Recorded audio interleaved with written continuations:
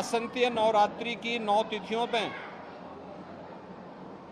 जगत जननी माँ भगवती के 9 अलग अलग रूपों का दर्शन करने के उपरांत पूजा और अनुष्ठान संपन्न होने के साथ ही 9वीं तिथि पर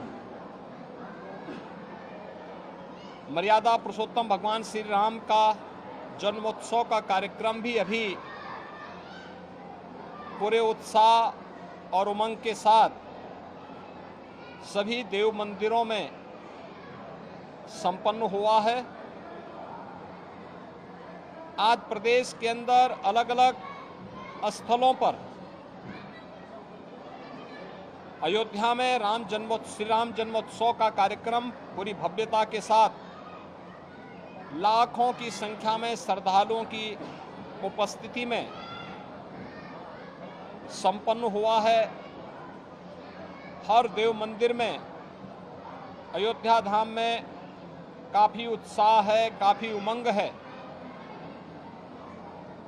कल से लेकर के अब तक 15 लाख से अधिक श्रद्धालु अब तक अयोध्या धाम पे पहुंचा है।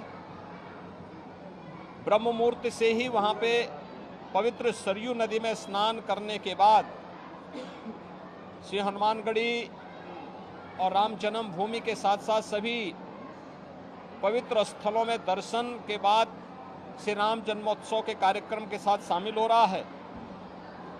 तो प्रदेश भर के सभी शक्ति पीठों में भी इस अवसर पर जगत जननी माँ भगवती के सिद्धिदात्री स्वरूप का दर्शन करने के लिए लाखों की संख्या में श्रद्धालुजन उमड़े हुए हैं। राज्य सरकार ने एक और यह व्यवस्था सुनिश्चित की है कि वासंतीय नवरात्रि के अवसर पर देव मंदिरों में दुर्गा सप्तशती का पाठ और रामनवमी के अवसर पर अखंड रामायण का पाठ हो। ये सभी जनपदों में आयोजित हुआ है।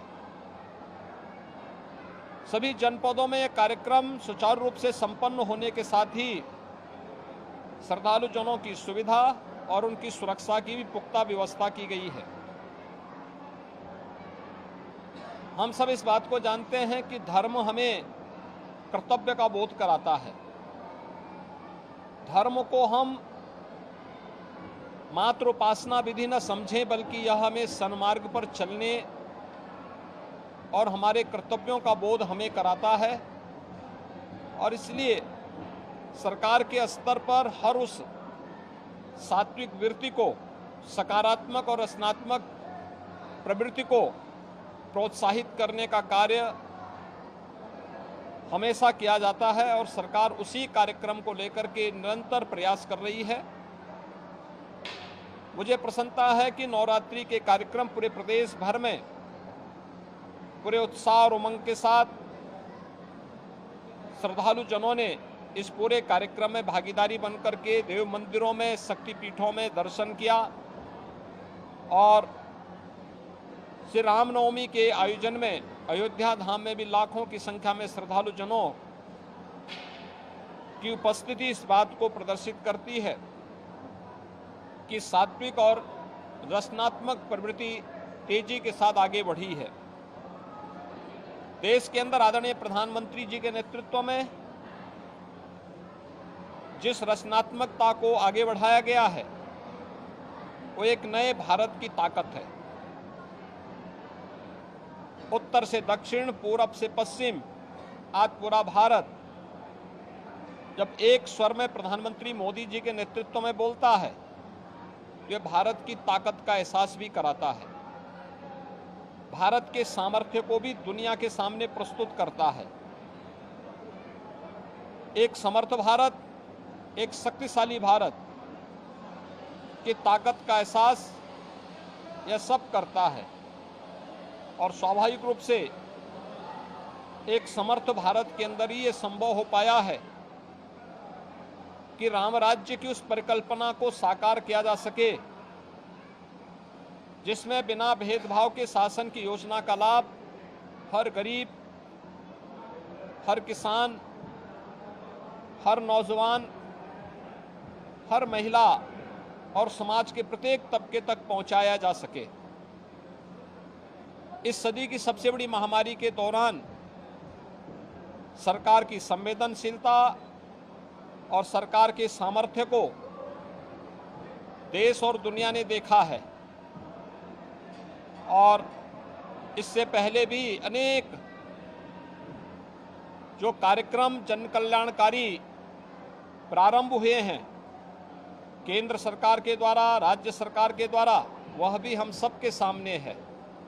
आपने सबने इस चीज़ को देखा होगा, बिना भेदभाव के हर गरीब को शौचालय की सुविधा उपलब्ध होना, हर गरीब परिवार के पास सिर ढकने के लिए छत उपलब्ध होना, हर गरीब के पास एक स्वस्थ ईंधन की व्यवस्था उज्ज्वला योजना के अंदर उन्हें उपलब्ध करवाने की व्यवस्था करना, हर गरीब को विद्युत के निःशुल्क कनेक्शन उपलब्ध करवाने की व्यवस्था हो, या फिर संकट के इस समय में हर गरीब को निःशुल्क राशन की सुविधा उपलब्ध करवाना,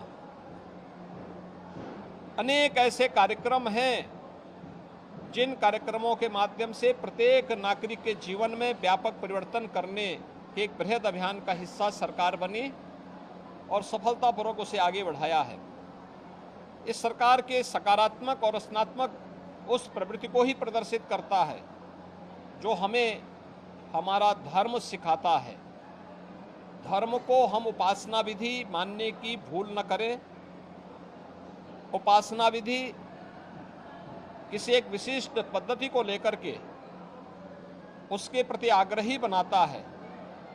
धर्म एक व्यापक अवधारणा है जो हमें कर्तव्य, सदाचार और नैतिक मूल्यों के साथ जोड़ते हुए सन्मार्ग पर चल करके एक रचनात्मक प्रवृत्ति की ओर अग्रसर करता है।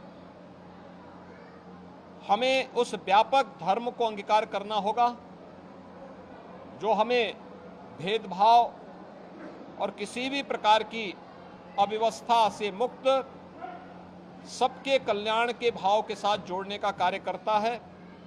जो भारतीय मनीषा का रहा है, G20 के देशों की अध्यक्षता करते हुए भारत ने थीम दुनिया को दिया है, और दुनिया ने दुनिया को दी जाने वाली ये थीम जो वसुधैव कुटुंबकम की है, ये उसी का उदाहरण है। आज रामनवमी के इस अवसर पर मैं सभी श्रद्धालुजनों को एक बार फिर से पूरे प्रदेश वासियों को हृदय से बधाई देता हूँ। जगत जननी माँ भगवती, आदिशक्ति माँ भगवती दुर्गा से और मर्यादा पुरुषोत्तम भगवान श्री राम से ही प्रार्थना करता हूँ कि पूरे प्रदेश वासियों के जीवन में सुखमय, समृद्धिमय बने, इसकी प्रार्थना करते हुए अपनी शुभकामनाएं पूरे प्रदेश वासियों के प्रति व्यक्त करता हूँ। धन्यवाद जी।